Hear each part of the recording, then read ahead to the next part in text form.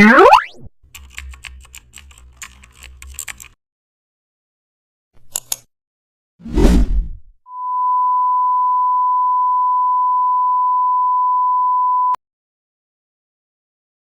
back to the channel. Don't forget to like, share and subscribe for more update. Today we are explore radial info burst using custom shape.